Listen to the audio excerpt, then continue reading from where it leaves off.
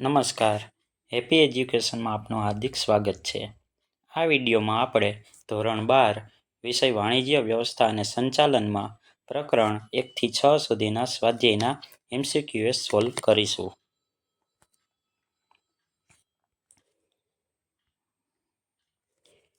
અન્ય વ્યક્તિઓ પાસેથી કામ લેવાની કળાને શું કહે છે?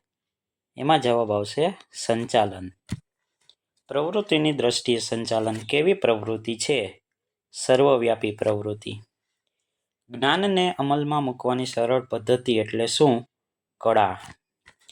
વ્યવસાયી મંડળો પોતાના વ્યવસાય માટે કઈ બાબતોનું ઘડતર કરે છે? આચારસંહિતાનું. સંચાલનની સપાટીઓ કેટલી છે? 3. ઉચ્ચ સપાટી સંચાલનમાં કોનો સમાવેશ થાય છે?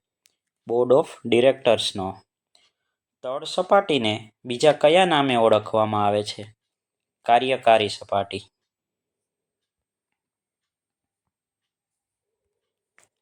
નીચેનામાંથી કોનો સમાવેશ સંચાલનની એક પણ સપાટીમાં થતો નથી? કામદારનો. આયોજન એ ધંધાકીય સાહસનું મગજ છે તો વ્યવસ્થાતંત્ર એ શું છે? શારીરિક માળખું છે. નીચેનામાંથી બજાર સંચાલનનું કાર્ય કયું છે? પેદાશ મિશ્ર. નીચેના પૈકી કોઈ એકનો માનવ સંસાધન સંચાલનમાં સમાવેશ થતો નથી? સમારકામ અને જાળવણી. સંચાલનના સિદ્ધાંતો એટલે શું? અનુભવનો નિચોડ છે. નીચેનામાંથી કયા પરિબળમાં ફેરફારને કારણે સંચાલનના સિદ્ધાંતોમાં બદલાવ લાવવાની જરૂરિયાત ઊભી થાય છે? ટેકનોલોજીમાં ફેરફાર. વૈજ્ઞાનિક સંચાલન વિચારધારાના પ્રણેતા કોણ છે? Frederick Taylor.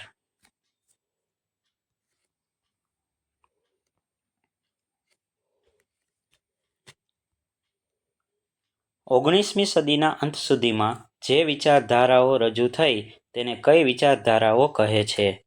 પ્રશિષ્ટ વિચારધારાઓ. નવ પ્રશિષ્ટ વિચારધારાના પ્રણેતા કોણ હતા? એલ્ટન મેયો. તમે તમારા માણસોને સાચવો, તમારા માણસો બાકીનું તમારું બધું જ સાચવી લેશે. આ વિધાન કોણે કહ્યું હતું? પ્રોફેસર ઉર્વિકે. નીચેનામાંથી કયા સંચાલન શાસ્ત્રીનું પ્રદાન આધુનિક વિચારધારામાં રહેલું છે? સી.કે. પ્રહલાદ. સંચાલનના સામાન્ય સિદ્ધાંતો આપનાર કોણ હતા? હેનરી ફેયોલ.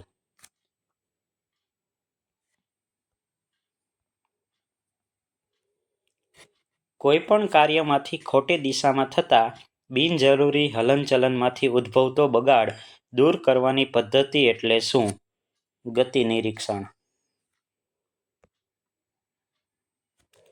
ધ્યેયલક્ષી સંચાલન સિદ્ધાંતના પ્રણેતા કોણ હતા? Peter F Drucker. શ્રમ વિભાજનના અમલ દ્વારા નીચેનામાંથી કઈ પ્રવૃત્તિ શક્ય બને છે? વિશિષ્ટીકરણ. જો કર્મચારીને તેમની કાર્યક્ષમતાનો યોગ્ય બદલો ન મળે તો શેમાં વધારો થાય છે? મજૂર ફેરબદલી. સંચાલનનું સર્વપ્રથમ કાર્ય જણાવો. આયોજન. આયોજનને કોની સાથે સંબંધ છે? ભવિષ્ય સાથે. આયોજનની વિધિનો પ્રથમ તબક્કો જણાવો. હેતુ નિર્ધારણ.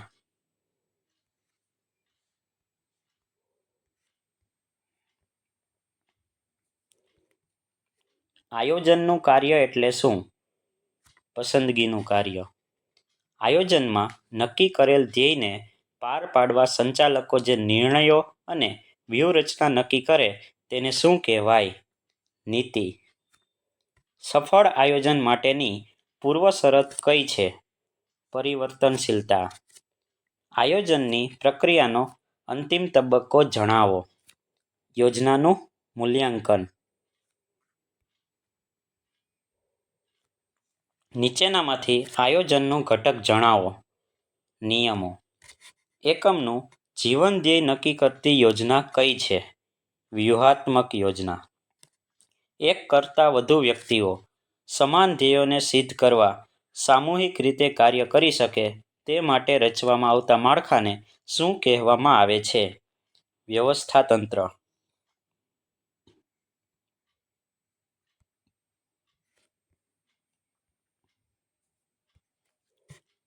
કાર્યોના વિભાગીકરણને કારણે નીચેનામાંથી શું શક્ય બને છે? વિશિષ્ટીકરણ. કયા વ્યવસ્થાતંત્રને લશ્કરી વ્યવસ્થાતંત્ર કહે છે? રૈખિક વ્યવસ્થાતંત્ર. નીચેનામાંથી કયા વ્યવસ્થાતંત્રમાં વિભાગ કરતા કાર્યને વધુ મહત્વ આપવામાં આવે છે? કાર્યાનુસાર વ્યવસ્થાતંત્રને. માનવ સંબંધોને આધારે કુદરતી રીતે રચાયેલું માનવ સંબંધોનું જાળું કયા નામે ઓળખાય છે? અવૈધિક વ્યવસ્થાતંત્ર. તળ સપાટીએ હુકમ મેળવનાર વ્યક્તિને શું કહેવાય છે? તાબેદાર. પ્રોજેક્ટ માળખું અને સામાન્ય માળખાના સંયોજનથી રચાતા વ્યવસ્થાતંત્રને શું કહે છે? શ્રેણિક વ્યવસ્થાતંત્ર. જે એકમોમાં સમગ્ર સત્તા ઉચ્ચ સંચાલકો પાસે જ કેન્દ્રિત હોય તેને કયા નામે ઓળખવામાં આવે છે? કેન્દ્રીકરણ.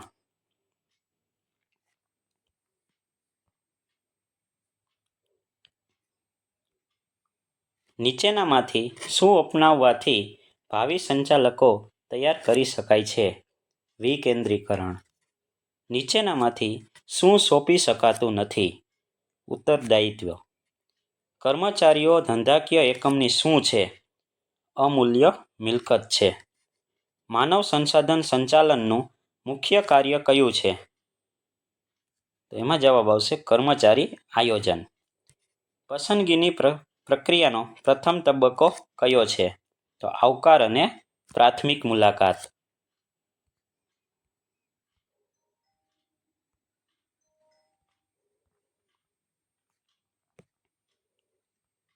ઉમેદવારની અરજી મળવા સુધીના કાર્યને શું કહે છે? ભરતીનું કાર્ય કહેવાય. ઉમેદવારની આવડત કઈ કસોટી દ્વારા નક્કી થાય છે? ધંધાકીય કસોટી દ્વારા. બિન સંચાલકીય કર્મચારીઓની પસંદગીની પ્રક્રિયા કેવી છે? ટૂંકી અને સરળ છે. કર્મચારી વ્યવસ્થા એ સંચાલનનું કેવા પ્રકારનું કાર્ય છે? સંચાલકીય કાર્ય છે. ભરતી પછીનું બીજું કાર્ય કયું છે? પસંદગી કરવી. ઉમેદવારનો સ્વભાવ અને આત્મવિશ્વાસ જાણવા કઈ કસોટી લેવામાં આવે છે? મનોવૈજ્ઞાનિક કસોટી. દોરવણીમાં હુકમો, સૂચનો અને માર્ગદર્શન ઉપરાંત શાનો સમાવેશ થાય છે? દેખરેખનો સમાવેશ થાય છે. દોરવણીની જરૂર કઈ સપાટીએ હોય છે? દરેક સપાટીએ હોય છે. દોરવણીના કયા તત્વમાં દેખરેખ, નિયમન અને વિશ્લેષણનો સમાવેશ થાય છે? તો નિરીક્ષણમાં. પ્રોત્સાહન આપીને અપેક્ષિત ધ્યેય પ્રાપ્ત કરવાની પ્રક્રિયાને શું કહે છે? અભિપ્રેરણ. માસ્લોની જરૂરિયાતોના અગ્રતાક્રમ અનુસાર પહેલી જરૂરિયાત કઈ છે? શારીરિક જરૂરિયાતો. નીચેનામાંથી કયું પ્રોત્સાહન નાણાકીય પ્રોત્સાહન છે? બઢતી.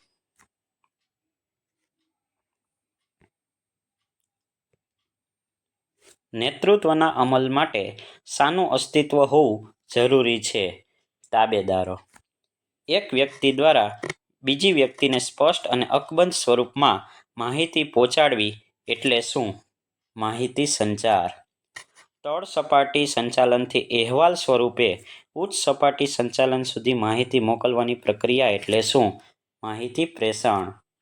અવૈધિક માહિતી સંચાર મોટાભાગે કયા સ્વરૂપે થાય છે? મૌખિક. Thank you.